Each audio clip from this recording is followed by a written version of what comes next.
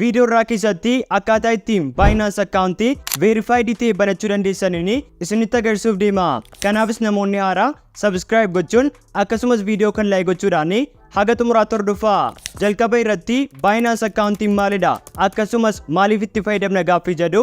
Binance'n platformii cryptocurrency guddaa yommuu ta'u, innis faayidaan isaa cryptocurrencyawwan kanneen akka Bitcoin, Ethereum, Notcoin fi kanneen biroo bituu, gurguruu akkasumas illee trade gochuudhaaf platformii itti fayyadamnudha. Akkasumas Binance account verified ta'e banachuudhaaf immoo ulaagaawwan armaan gadi guutuun dirqama. Inni tokkoffaan paaspoortii yookaanis immoo naashinaal ID keessaa tokko qabaachuu. Sababni isaas identity yookaanis immoo eenyummaa keenya platformii sanaan mirkaneessuudhaaf meetodii itti fayyadamnu keessaa tokko waan ta'eef. Inni lammaffaan iimeelii yookaanis immoo Gmail account kan keessan kan ta'e yeroo dheeraaf kan itti fayyadamtan qabaachuun dirqama. Inni biraan viidiyoo kana jalqabaa kaastanii haga xumuraatti hordofuun illee dirqamadha. Sababni isaas gidduu viidiyoo kanaatti wantoota ijoo waan ani isinitti himuuf akkasumas dogoggoruu irraa waan isin qusatuuf jalqabaa kaastanii haga xumuraatti hordofuun wanti isiniif hin galle karaa koomentii akkasumas illee karaa keessaa na gaafachuu dandeessu.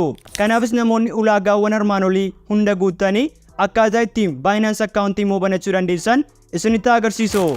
Jalqaba irrattis account Binance banachuun dura aappii Binance nu barbaachisa. Kanaafis immoo gara Play Store deemuudhaan aappii Binance haala kanaan install godhattu. Erga aappii sana install gootanii boodas gara aappichaa yeroo isin seentanitti peejii jalqabaa irratti iimeelii yookaanis immoo foon nambarii isin gaafata. Garuu immoo iddoo kana irratti kan isin galchitan lakkoofsa bilbilaa osoo hin taane iimeeli akkaawuntii kan keessan kan ta'e yeroo dheeraadhaaf kan itti fayyadamtan tokko asirratti haala kana erga galchitanii booddee next ni jettu. Steepii inni lammaffaan immoo create a password dha. Kana jechuunis immoo password haaraa kan Binance keessan ittiin login gootan haala kanaan itti galchuudha jechuudha. Kanaafis immoo password iddoo kana irratti yeroo galchuuf deemtanitti passwordin sun kaaraakterii 8 lakkoofsa tokko akkasumas illee qubee guddaa tokko of keessaa qabaachuun isaa dirqamadha. Kanaafis password ulaagaawwan kana guutuudhaan iddoo isiniif kenname irratti gaafa isin galchitan haala kanaan mallattoo raayitii argaa jirtan suni gara halluu magariisaatti nuuf jijjiirama. Kanaafis haala kanaan password keessan erga itti galchitanii next jechuudhaan gara steepii itti aanutti ni dabartu. Steepii isa kanarratti immoo referral ID isin gaafata. Kunis immoo optionaalii waan ta'eef verify identities jedhu raal tokko tuquudhaan gara steepii itti aanutti ni dabartu.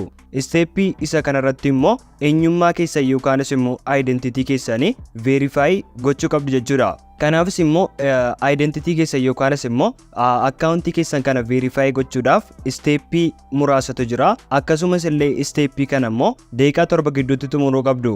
Kanaafis steepii jalqabaa verification kana keessatti personal information keessan maqaa keessan jechuudha. Inni lammaffaan immoo government issued ID kan jedhudha. Kunis paaspoortii driving license yookaanis immoo national ID ta'uu danda'a. Kana wanti isin provide gochuu qabdan keessaa isa tokko waan ta'eef kun steepii isa lammaffaadha. Akkasumas steepii inni xumuraan immoo liveness check kan jedhudha. Kunis liveness checking kuni akka isin lubbuudhaan jirtan cheekii gochuudhaaf Binance'n akkaawuntiin sun namni banaa jiru akka inni fake hin taane adda baafachuuf bifa viidiyoodhaan kaameraadhaan verify gochuu qaba jechuudha. Kanaafis immoo akkuma nama isinitti hime steepii kana kan isin xumuruu qabdan daqiiqaa 7 gidduutti wanti isin provide gochuu qabdan yookaanis immoo process isin keessa darbuu qabdan immoo personal information, government issue ID akkasumas illee liveness check dha jechuudha. Kanaafis kana erga bartanii booddee continue jechuun gara steepii isa jalqabaatti ni dabartu.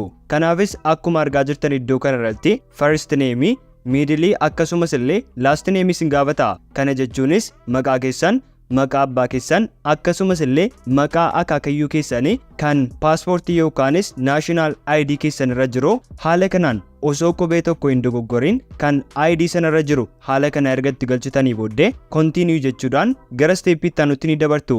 Steepii isa kanarratti immoo nationality yookaanis immoo lammummaa keessan isin gaafata. Kanaafis Itoophiyaa waan taataniif drop down menu sana filachuudhaan Itoophiyaa irra haala kanaan ka'uun continue ni jettu.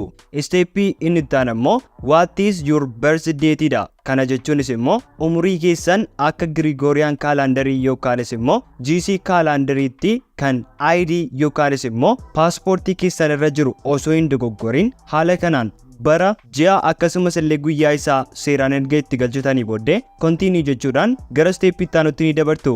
Inni kunis immoo residential address yommuu ta'u, kana yoo ittiin galchitan ta'e xiqqoo ishee problemii qabaachuu qaba. Kanaafis iddoo kanarratti isin 0 haala kanaan barreessuudhaan continue ni jettu.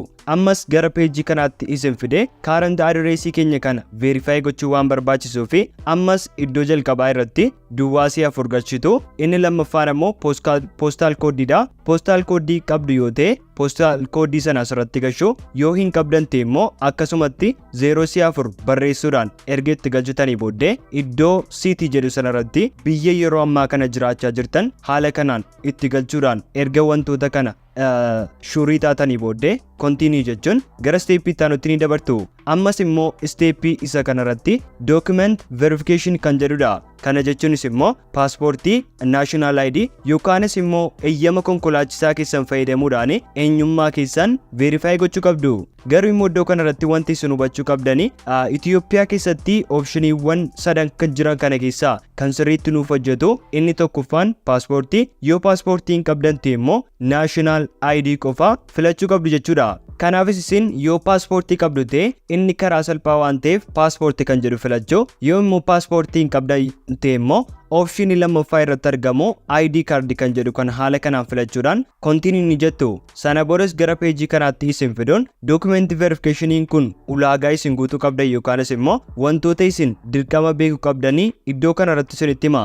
Inni jalqabaan information isin guuttan kun yookaanis immoo suuraa ID keessan kaastan kun readable ta'uu qaba yookaanis immoo kan dubbifamu ta'uu qaba. Inni biraan immoo documentiin sun original yookaanis kan expired hin taane ta'uu qaba. Akkasumas illee gaafa ID sana suuraa kaastan immoo background solid ta'e kalarii tokko qofaa qabu irratti kaastanii akka isin itti galchitanii fi isin akeekkachiisa jechuudha. Kanaafis wantoota kana hunda erga bartanii booddee continue jechuudhaan document verification keessan kana yeroo sana kaameraa keessaniin suuraa kaasuu barbaaddu immoo gaalarii keessaa kan kanaan dura qabdan upload gochuu barbaaddu jedhee option isiniif fida. Kanaafis kan filatamaa ta'e gaalarii keessan keessaa kan qabdan upload gochuu waan ta'eef ID keessan sila kaameraadhaan kan kaastanii qabdan sana upload existing photo kan jedhu filattanii continue yeroo isin jettanitti national ID filattan yoo ta'e frontii fuuldura isaa akkasumas back side yookaanis immoo dudduuba isaa isin gaafata.